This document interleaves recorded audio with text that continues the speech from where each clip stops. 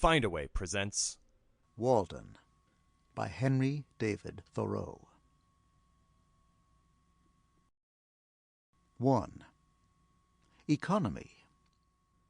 When I wrote the following pages, or rather the bulk of them, I lived alone, in the woods, a mile from any neighbor, in a house which I had built myself, on the shore of Walden Pond in Concord, Massachusetts, and earned my living by the labor of my hands only. I lived there 2 years and 2 months. At present I am a sojourner in civilized life again.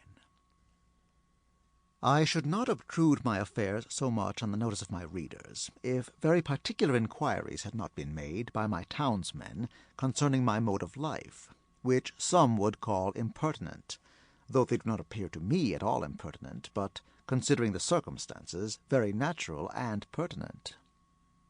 Some have asked what I got to eat, if I did not feel lonesome, if I was not afraid, and the like.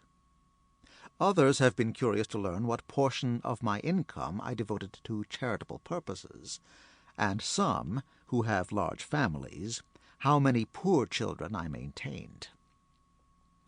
I will therefore ask those of my readers who feel no particular interest in me to pardon me if I undertake to answer some of these questions in this book. In most books, the I, or first person, is omitted. In this it will be retained. That, in respect to egotism, is the main difference. We commonly do not remember that it is, after all, always the first person that is speaking. I should not talk so much about myself if there were anybody else whom I knew as well. Unfortunately, I am confined to this theme by the narrowness of my experience.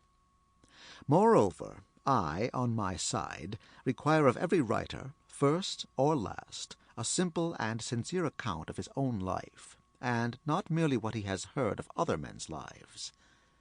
Some such account as he would send to his kindred from a distant land. For if he has lived sincerely, it must have been in a distant land to me.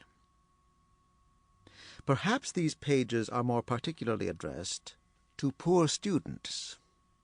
As for the rest of my readers, they will accept such portions as apply to them. I trust that none will stretch the seams in putting on the coat, for it may do good service to him whom it fits. I would fain say something, not so much concerning the Chinese and Sandwich Islanders, as you who read these pages, who are said to live in New England. Something about your condition, especially your outward condition or circumstances in... Sample complete. Ready to continue?